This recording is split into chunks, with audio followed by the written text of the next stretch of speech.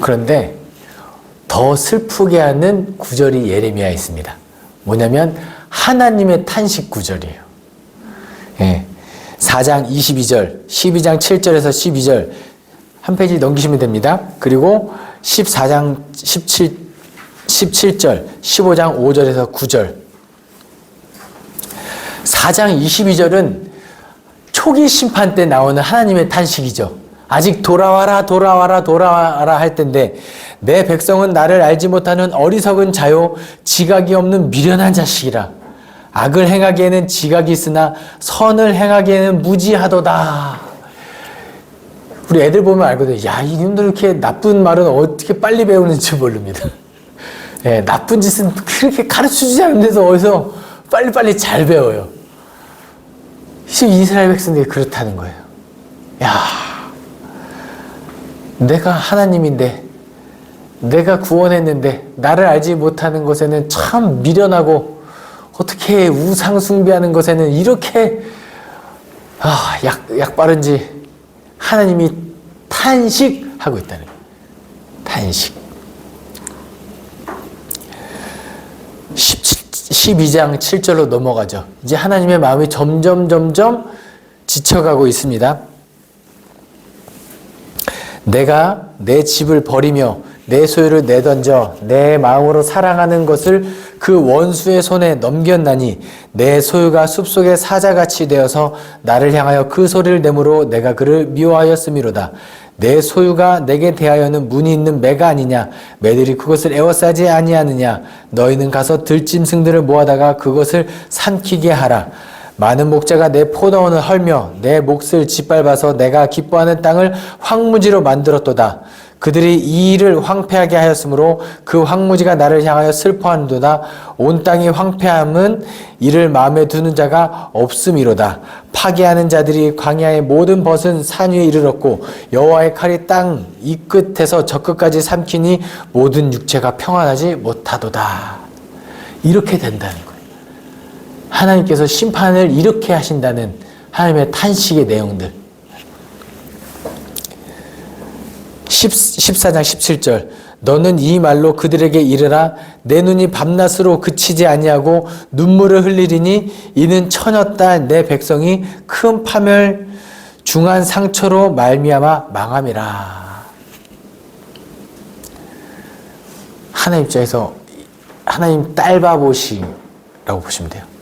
하나님 입장에서 이스라엘이 큰 딸, 가장 사랑하는 딸, 아끼는 딸인데 이제 심판이 시작되면 철저하게 심판당하고 처절하게 유린당하는 그 내 딸이 그런 모습, 하나님의 탄식이죠. 근데 아까도 말씀드렸다시피 하나님의 탄식 중에 가장 마음을 아프게 하는 것은 저는 15장 5절에서 9절이죠. 예루살렘아 너를 불쌍히 여길 자 누구며 너를 위해 울 자 누구며 돌이켜 내 평안을 물을 자 누구냐. 아무도 없다는 거죠. 여호와께서 이르시되 내가 나를 버렸고 내게서 물러갔음이므로 내게로 내 손을 펴서 너를 멸하였노니 이는 내가 뜻을 돌이키게 지쳤음이로다. 예. 아무리 설득하고 훈계해도 안 될 때 결국은 매를 들 수밖에 없는 부모의 심정. 예. 내가 지쳤음이로다. 예레미야를 읽으실 때 눈물의 선지자 예레미야지만 눈물의 하나님의 마음도 잘 묵상했으면 좋겠습니다. 그리고 이 시대를 바라보는 하나님의 심정도 잘 묵상했으면 좋겠습니다. 사실 제가 웃는 게 아닙니다. 지도자들에 대한 심판 말씀 모음이 있죠. 21장부터 24장입니다. 심판의 선언의 메시지는 확고합니다. 생명의 길과 죽음의 길이 있다. 생명의 길은 항복해라. 이게 핵심 메시지예요. 결국은 항복을 결정하는 것은 왕과 지도자들, 예언자들 이런 사람들이 하는 거거든요. 그래서 왕에게 심판을 계속 요시야가 죽은 이후로 계속해서 예레미야는 항복해라, 항복해라, 항복해라가 핵심 메시지예요. 제발 이렇게 보겠습니다. 요시야 왕이 바로 느고가 갈그미스로 올라가요. 이제 바벨론과 패권을 다투기 위하여 올라갈 때 뭐라고 이야기하면 요시야에게 내가 바벨론과 싸우러 갈 거니까 길을 열어라. 요시야 왕이 안 된다. 그냥 열어줄 수 없다. 그래서 무깃도에서 바로 느고와 싸우다 전사를 하죠. 그러면 그 다음에 요시야 다음에 세워지는 왕은 누가 돼야 되냐면 반애굽. 왜냐면 아빠가 애굽 왕에 의해서 죽었으니까 애굽하고 반하는 사람을 왕으로 세워지겠죠. 그 사람이 여호아하스입니다. 맞나? 여호아하스. 아니, 여호야김.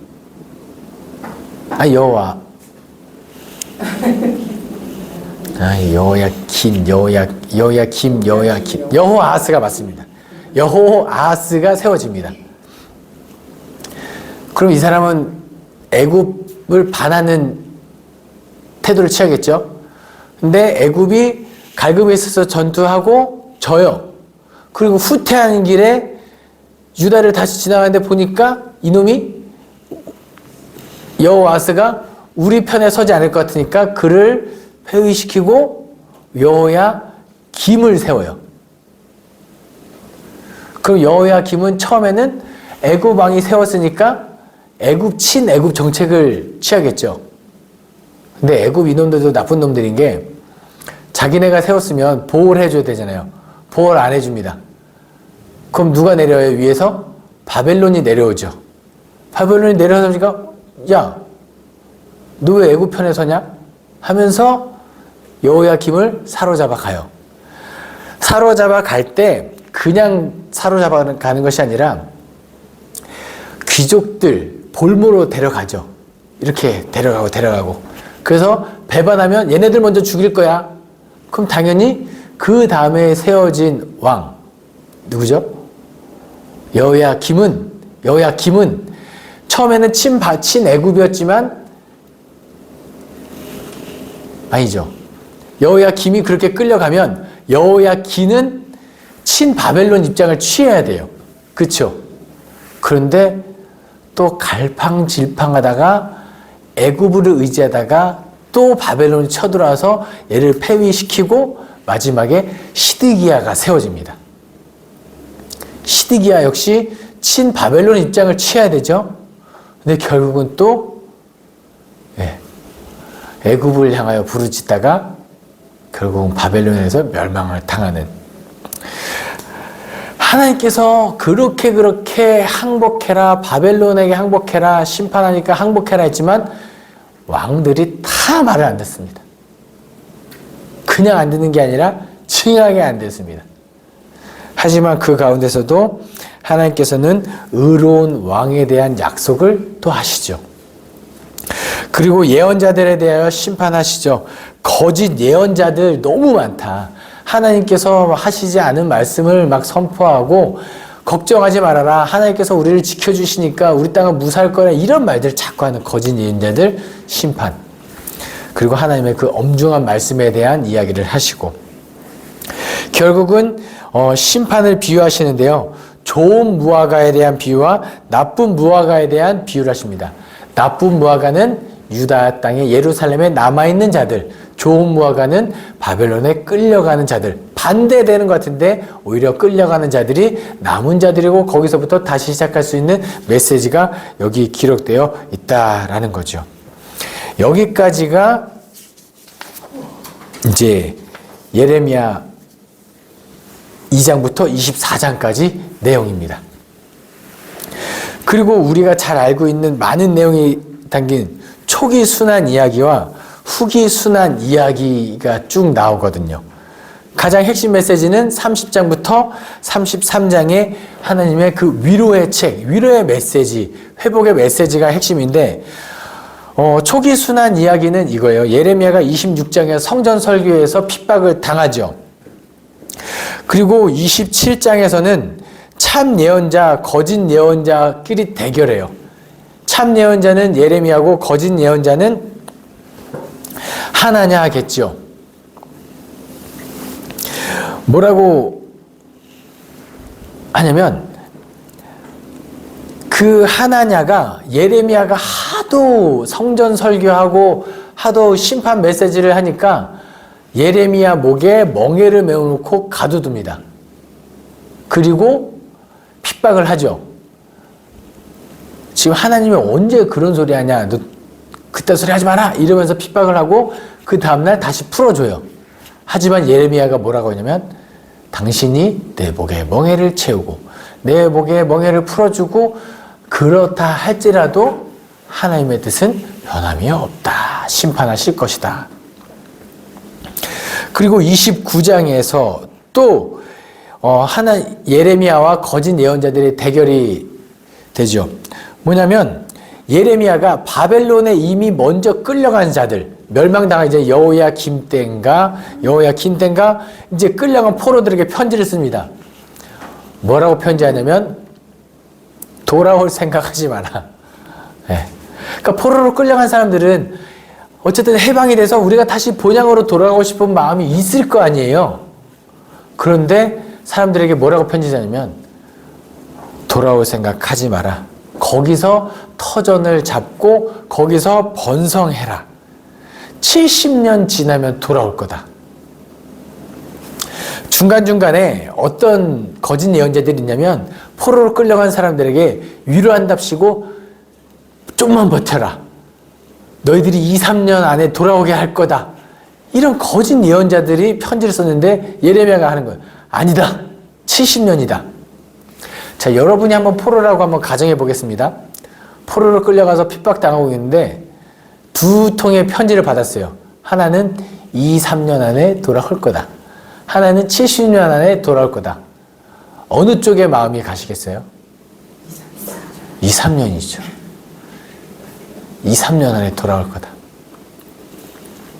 그런데요, 2, 3년 안에 돌아올 거다라고 희망을 품었던 사람들은 다 죽습니다.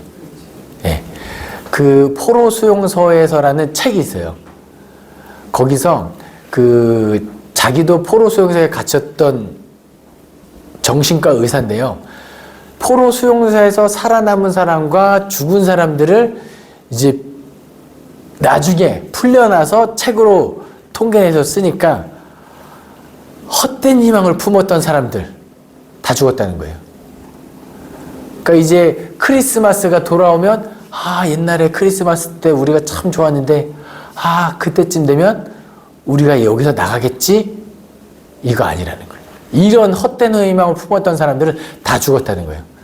그러면 진짜 희망을 품었던 사람들은 어떤 사람들이 살아남았냐면 언제가 될지는 모르지만 그때 가족들과 좋은 것을 했던 거 우리가 풀려나면 다시 이렇게 회복될 수 있을 거야. 아주 객관적이고 좋은 희망을 품었던 사람들, 거짓된 희망이 아니라 언제 될지 모르지만 그것을 위하여 내가 살아남아야지 의지를 가지고 살았던 사람들은 다 그런 사람들이 대부분 살아남았다는 거예요. 지금 예레미야가 그런 측면에서 이야기하고 있는 거거든요. 진짜 위안을 주는 거죠. 버텨라, 견뎌라, 70년 동안 해라. 사람들에게 진짜 소망을 준 예레미야의 모습이 되겠습니다. 그리고 나의 생각은 심판이 아니다. 하나님의 뜻도 알려주죠. 그리고 거짓 예언자와의 대결. 그 바벨론에 있던 거짓 예언자들, 포로로 끌려간 사람들 중에 아마 선동했던 사람들이 있을 거예요. 그러다가 바벨론 왕에게 죽은 사람도 있고 그런 예언자들도 있는데 그런 사람들 말 듣지 마라. 예레미야가 이야기합니다. 그리고 구원의 말씀으로 가기 전에 후기순환 예언. 이게 구원의 말씀 전후로 기록되어 있는 거지 이 기록 예레미야가 활동할 당시 기록 연도가 전후가 막 있는 건 아닙니다. 마지막 경고, 시드기야에게 심판의 말씀을 예언하는데 34, 35, 36장은 이 자체로 꺽쇠 구조를 갖고 있다고 보시면 되겠습니다. 핵심 메시지는 그러니까 35장이 되겠죠. 시드기야, 나라가 멸망당할 때 마지막 왕 시드기야에게도 기회가 있었어요. 어떤 기회가 있었냐면 시드기야가 하나님의 심판 메시지를 듣고 율법을 준수하며 포로들을 풀어줘라 라는 율법을 지키는 행동을 합니다. 하나님 보시기에 좋았겠죠. 하나님의 율법을 지키니까. 근데 시드기야가 막상 풀어주고 나서 보니까 너무 아까운 거예요. 너무 불편하고. 그래서 다시 자기가 공포했던 걸 번복하고 포로들을 누구죠? 노예들을 다시 잡아들입니다. 당연히 예레미야가 책망을 하죠. 그리고 여호야김의 심판 말씀이 또 여기 있습니다. 여호야김은 시드기야 그 앞에 왕이거든요. 그러니까 이게 연도가 좀 뒤죽박죽입니다. 여호야김 심판 말씀이 뭐냐면 예전에 내가 하나님의 말씀을 두루마리에 써서 줬는데 여호야김이 하나님의 말씀을 칼로 찢고 불태워버렸다. 하나님의 그 엄중한 말씀을 받아들이지 않았다. 하나님의 율법을 지키는 것처럼 했다가 어긴 사람, 그리고 하나님의 엄중한 말씀을 함부로 태워버린 사람, 그 사이에 누가 있냐면 레갑 자손의 구원 말씀이 있습니다. 레갑 자손은 예전에 북이스라엘 왕 예후가 그 남유다 왕 북이스라엘 왕을 다 죽이고 하나님의 명령대로 그 엘리사가 기름 부어서 왕이 된 사람이거든요. 그때 그들과 함께 동역했던 레갑 족속, 레갑 자손들을 기억해라. 그 사람들이 예후 왕 때부터 포도주를 마시지 않고 여호와의 율법을 지키겠다고 그때 다짐하고 지금까지 지키고 있다. 그런 사람들은 하나님께서 구원할 것이다 라는 메시지를 여기 줍니다. 말씀을 여호와의 율법을 온전히 지키지 않는 시드기야와 여호야김 사이에 레갑 자손을 이야기하며 너희도 이렇게 지켜라 라고는 메시지를 선포하고 있습니다. 그리고 예루살렘 함락과 그 후의 이야기가 37장부터 45장에 있죠. 37장에서는 어떤 일이 있냐면 시드기야 시대에 바벨론이 뭔가 포위를 하고 쳐들어왔는데 애국 군대가 쳐들어온다는 얘기를 듣고 바벨론이 군대를 잠깐 물려요. 그럼 시드기야 왕 입장에서는 하나님이 도우셨나? 또는 바벨론이 아니라 애굽을 의지해야 되는 건가? 이런 생각도 품었던 거죠. 이렇게 한번 생각해 보겠습니다. 시드기야가 마지막에 정치적으로 친바벨론과 친애굽 둘 중에 어디 쪽에 서는 게 옳았을까요? 사실 둘 다 아닙니다. 친하나님이었어야 돼요. 네. 하나님의 뜻이 어디 있는가? 그런데 그 하나님의 뜻이 그 당시에는 바벨론에게 항복하라였던 거죠. 네. 근데 결국은 또 하나님의 뜻을 온전히 헤아리지 못하고 결국은 사로잡히고 죽게 되는. 근데 시드기야가 예레미야랑 이야기를 나눠요. 은밀하게. 하나님의 뜻이 뭐냐? 이거 아닙니다. 왕이요. 바벨론에게 항복해야 됩니다. 항복하면 왕은 좀 힘들겠죠. 왕이 힘들겠고 왕의 자손 사로잡히고 포로로 끌려가겠지만 이 백성은 어떻게든 살아남지 않겠습니까? 예레미야가 이런 식으로 이야기를 해요. 네, 하지만 시드기야가 그를 가두고 뭐라고도 이야기하면 다른 사람들한테 이야기하지 마라. 그러면서 결국은 이 친애굽 정책을 채다가 날아갈 그 지경이 되죠.